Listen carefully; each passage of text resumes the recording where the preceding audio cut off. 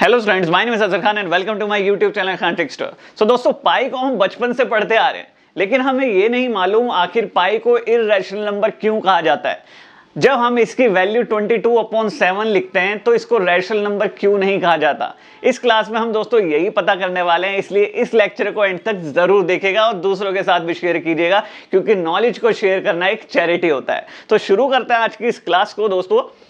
पाई एक रैशनल या irrational number है, ये जानने से पहले आपको ये पता होना चाहिए दोस्तों कि रैशनल नंबर्स और इररेशनल नंबर्स कौन से होते हैं। देखिए, रैशनल नंबर कौन से होते हैं। रैशनल नंबर्स वो नंबर्स जिन्हें हम p/q की फॉर्म में लिख सकते हैं, उन्हें हम रैशनल नंबर बोलते हैं। ठीक है, इसकी दो कंडीशन होती है दोस्तों, p और q ये दोनों क्या होने चाहिए, इंटीजर्स होने चाहिए। क्या होने चाहिए, इंटीजर्स होने चाहिए। अब आप पूछेंगे कि इंटीजर्स कौन से होते हैं। इंटीजर्स होते हैं दोस्तों काउंटिंग नंबर्स, जो हम नंबर लाइन में ड्रॉ करते हैं ना, 0 1 2 राइट साइड पॉजिटिव नंबर और ये left side negative number up to infinity तक। तो ये सारे काउंटिंग नंबर्स जो होते हैं, ये सब क्या होते हैं, इंटीजर होते हैं। तो पहली कंडीशन ये है रैशनल नंबर होने की कि ये दोनों क्या होने चाहिए, इंटीजर होने चाहिए।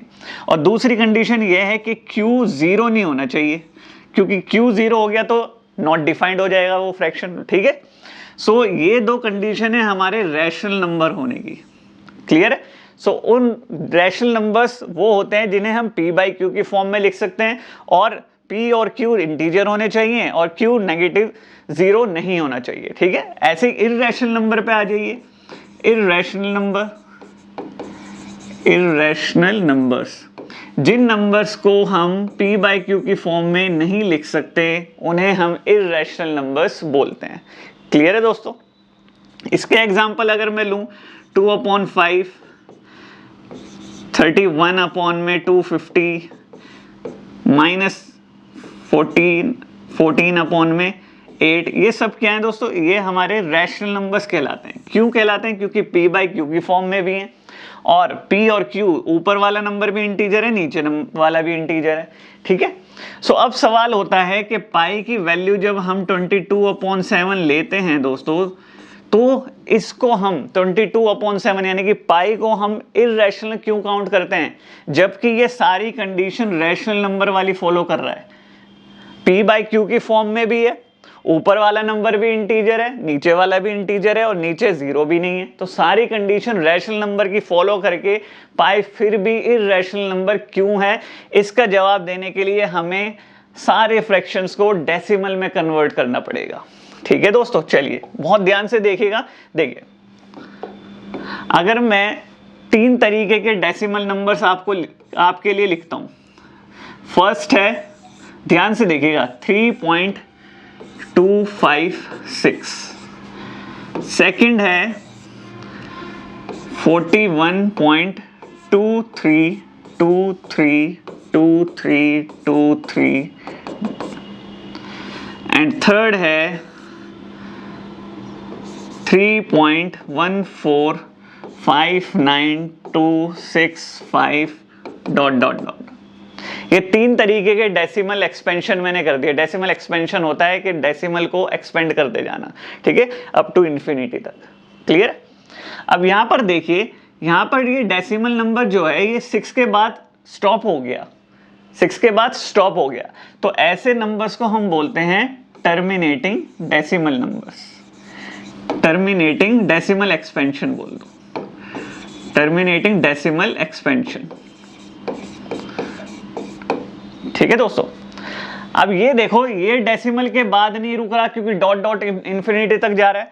ये भी डेसिमल के बाद रुक नहीं रहा, अप टू इन्फिनिटी तक जा रहा है। तो इन दोनों को हम बोलते हैं दोस्तों, इन दोनों को हम क्या बोलते हैं, इन दोनों को बोलते हैं हम नॉन टर्मिनेटिंग, यानी कि रुक नहीं रहे, टर्मिनेट नहीं हो रहे, non terminating decimal expansion. Non terminating decimal expansion. लेकिन इनमें बहुत बड़ा अंतर है दोस्तों, बहुत बड़ा अंतर, वो आपको साफ नजर आ रहा होगा। क्या? सेकंड केस में जो डेसिमल के बाद ये वाला जो ग्रुप है 2323, ये रिपीट हो रहा है। ये क्या हो रहा है? रिपीट हो रहा है। इसकी ये कैटेगरी बन जाती है कि ये non terminating repeating fraction, repeating decimal expansion है, रिपीटिंग, इसमें डिजिट्स रिपीट हो रही है, ठीक है। अब वो सिंगल डिजिट भी रिपीट हो सकती है, 2 डिजिट भी रिपीट हो सकती है, 10 के 10 डिजिट भी रिपीट हो सकती है 10 डिजिट के बाद, ठीक है। तो कितनी भी डिजिट हो सकती है, अगर वो रिपीट हो रही है तो वो कैटेगरी बनेगी नॉन टर्मिनेटिंग रिपीटिंग, ठीक है। अब यहां पर देखो डेसिमल के बाद कोई 1 डिजिट या 2 डिजिट 3 डिजिट कोई रिपीट नहीं हो रही है, एक ग्रुप रिपीट नहीं हो रहा, सो ये वाली कैटेगरी बन जाती है नॉन टर्मिनेटिंग नॉन रिपीटिंग, ठीक है। सो यहां पर देखो जो पहला केस है जो टर्मिनेटिंग डेसिमल एक्सपेंशन देता है डिवाइड होने पर, इसको ये होता है दोस्तों हमारा रैशनल नंबर, ये होता है रैशनल नंबर पहली कैटेगरी का, और दूसरी कैटेगरी का भी रैशनल नंबर होता है जिसमें रिपीट होती हैं डिजिट्स। अगर वो नॉन टर्मिनेटिंग है लेकिन रिपीट हो रहा है तो वो डेसिमल एक्सपेंशन को कौन सा होगा, रैशनल नंबर कहलाएगा। बट ये जो थर्ड कैटेगरी है दोस्तों, इसमें ना तो कोई ना टर्मिनेटिंग है और ना ही कोई डिजिट रिपीट हो रही है, नॉन टर्मिनेटिंग नॉन रिपीटिंग, तो ये होता है हमारा इर्रेशनल नंबर, इर्रेशनल नंबर। अब आपको ये जानकर हैरानी होगी दोस्तों, जो ये मैंने ये वाली वैल्यू लिखी है, ये पता है किसकी वैल्यू है, ये 22/7 की वैल्यू है, यानी कि पाई की वैल्यू है। जब 22 को 7 से डिवाइड किया जाता है तो ये वाली वैल्यू आती है 3.1459265, यहीं तक मुझे डेसिमल की याद है, और आगे ये इन्फिनिटी तक चलती रहती है, ठीक है। सो इसका मतलब ये हुआ कि 22/7 यानी कि पाई जो है वो कौन सा डेसिमल एक्सपेंशन देता है, नॉन टर्मिनेटिंग नॉन रिपीटिंग, इसलिए पाई को इर्रेशनल नंबर की कैटेगरी में रखा जाता है। यही था ना आज का सवाल, तो यही है इसका जवाब कि ये वाला जो पाई है वो non terminating non repeating decimal expansion देता है, इसलिए पाई को इर्रेशनल नंबर कहते हैं, रैशनल नंबर नहीं कहते, ठीक है दोस्तों। इसी के साथ ये क्लास ओवर होती है। अगर वीडियो पसंद आई हो तो लाइक कमेंट शेयर जरूर करें, और सबसे इंपॉर्टेंट काम चैनल को सब्सक्राइब करके बेल आइकन को जरूर प्रेस कर लें, क्योंकि डेली शाम को 6 बजे हमारी एक वीडियो अपलोड होती है, एक भी नोटिफिकेशन आपसे मिस ना हो जाए। सो आज की इस क्लास में इतना ही, मिलेंगे आपसे नेक्स्ट क्लास में, तब तक मौज लो रोज लो, ना मिले तो खोज लो। Have a nice day.